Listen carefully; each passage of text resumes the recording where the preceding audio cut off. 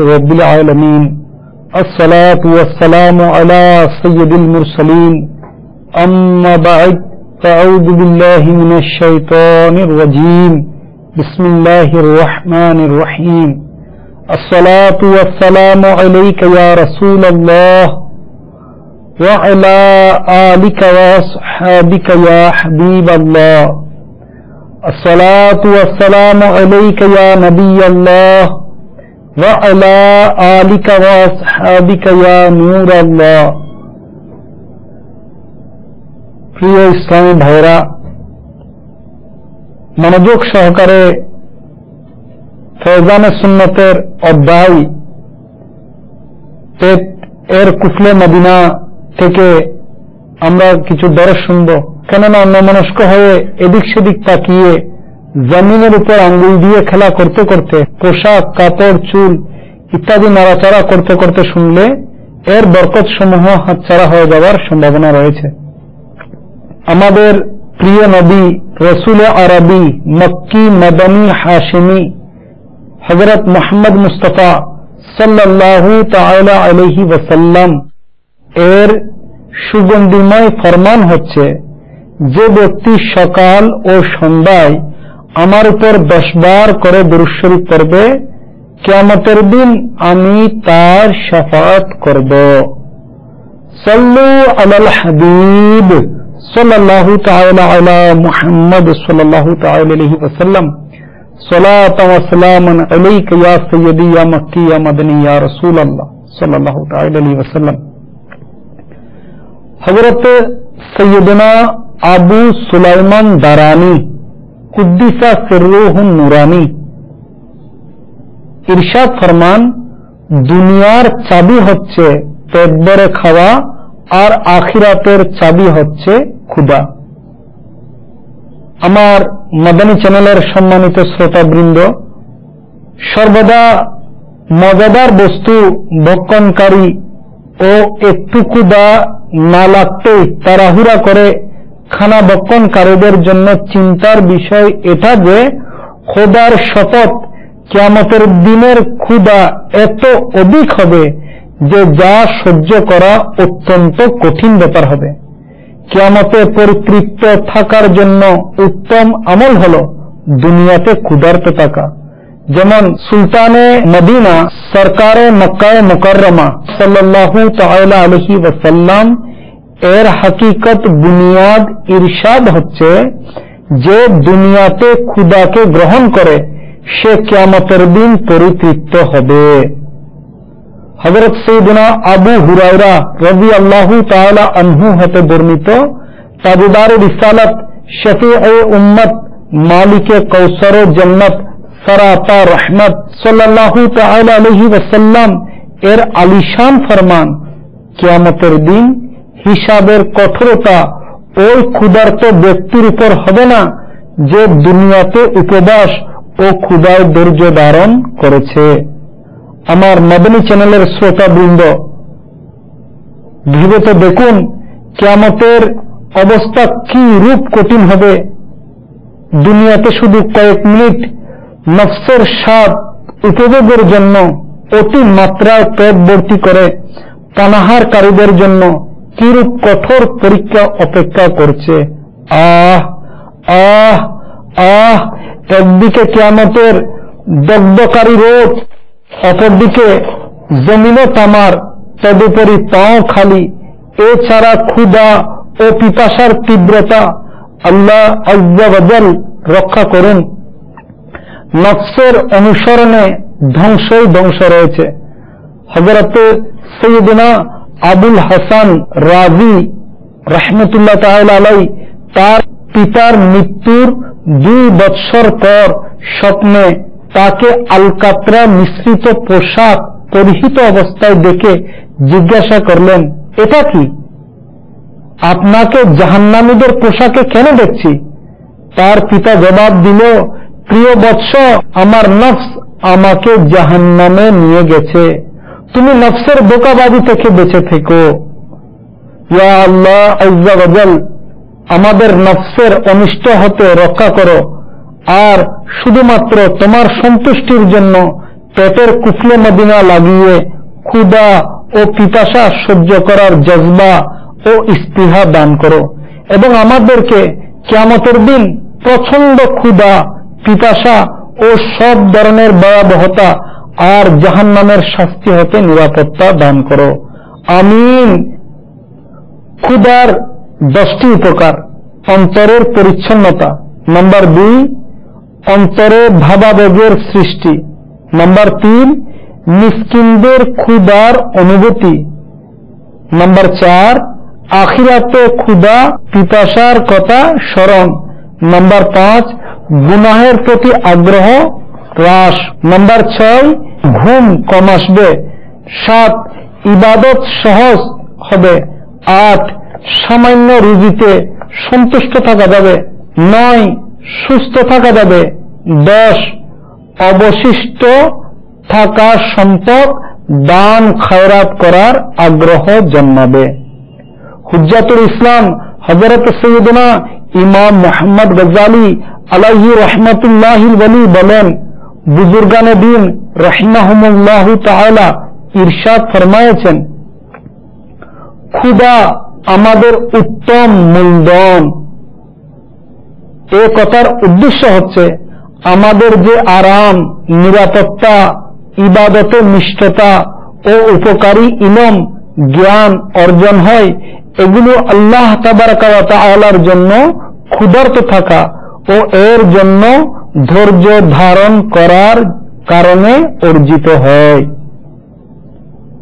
প্রসিদ্ধ তাবেঈ হযরত সৈয়দনা কাবুল আখবার রাদিয়াল্লাহু তাআলা আনহু বলেন, কিয়ামতের দিন একজন আহ্বানকারী আহ্বান করবেন, হে আল্লাহ আযজা ওয়া জাল, এর সন্তুষ্টির জন্য ক্ষুধার্ত ও পিপাসার্ত থাকা লোকেরা উঠো। এই কথা শুনে ক্ষুধা সহ্যকারীরা এসে বিছানো দস্তরখানায় বসে যাবেন, অন্যদের তখন হিসাব নিকাশ চলতে থাকবে। হুজ্জাতুল ইসলাম হযরত সৈয়দনা ইমাম মুহাম্মদ গজ্জালী আলাইহি রাহমাতুল্লাহিল ওয়ালি ইরশাদ করেন, পেট ও লজ্জাস্থান হল জাহান্নামের দরজাগুলোর মধ্যে একটি দরজা, আর এর মূল হচ্ছে পেট ভরে খাওয়া।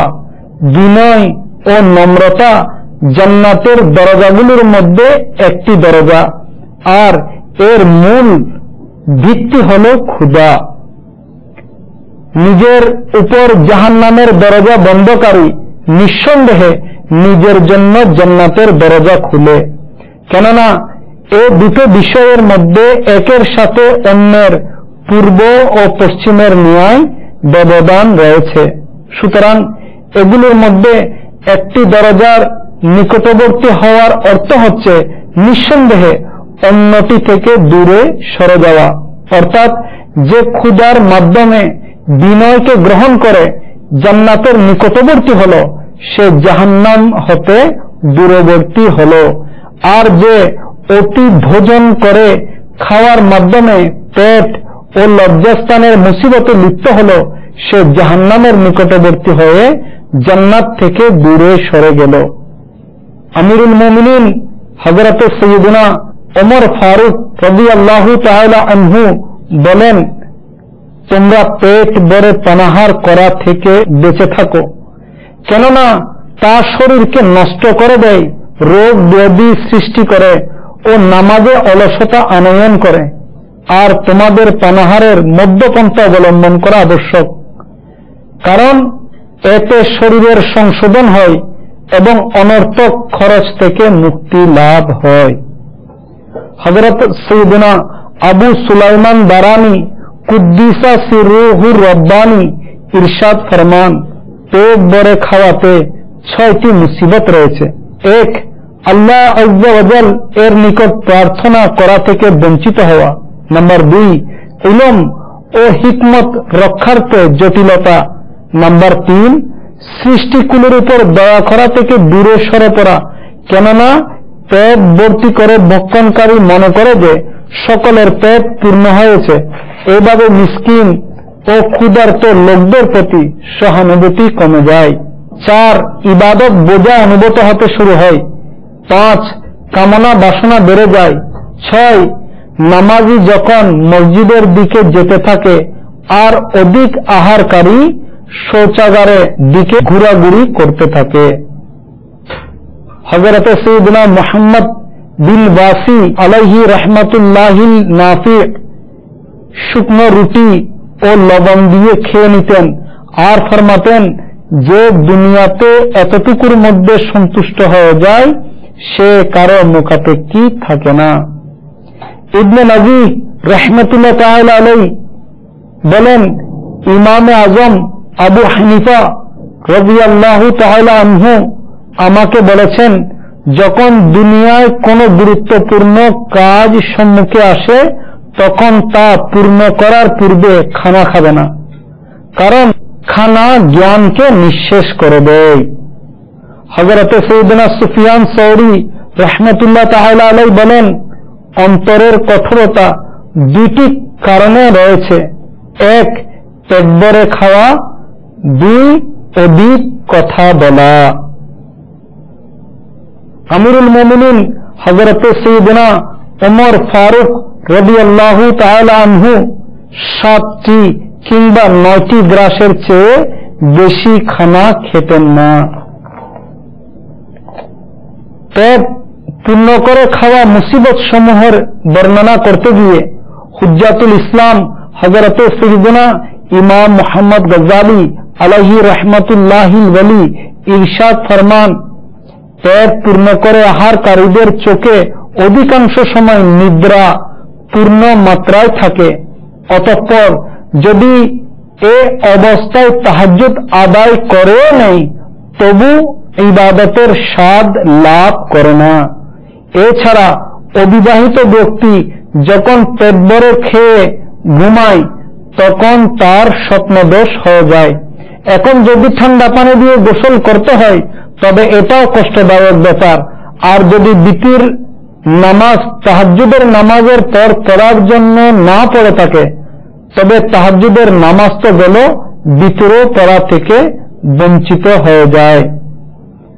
হযরত সৈয়দনা আবু সুলাইমান দারানি কুদ্দিসা সিররুহুর রব্বানি ফরমান, স্বপ্নদোষ একটি উকুবাত অর্থাৎ মুসিবত, আর তিনি রাহমাতুল্লাহ তাআলা আলাইহি এটা এই কারণে বলেছেন যে অসময়ে গোসল করার সমস্যাবলীর কারণে অনেক ইবাদত হাতছাড়া হয়ে যায়। এছাড়া নিদ্রা মুসিবতের কারণ, পেট ভরে খাওয়ার কারণে এসব মুসিবতে পড়তে হয়, আর ক্ষুধার্ত থাকা এসব মুসিবতকে অতিক্রম করা প্রধান উপায়। এক হাদিসে মুরসালে রয়েছে, নিশ্চয় শয়তান মানুষের শরীরের মধ্যে রক্তের ন্যায় চক্কর দেয়, তাই ক্ষুধা ও পিপাসার সময় ধৈর্য ধারণের মাধ্যমে তার রাস্তা সংকীর্ণ করে দাও। আমার মাদানী চ্যানেলের সম্মানিত শ্রোতাবৃন্দ, বর্ণনার মধ্যে হাদিসে মুরসালের আলোচনা রয়েছে।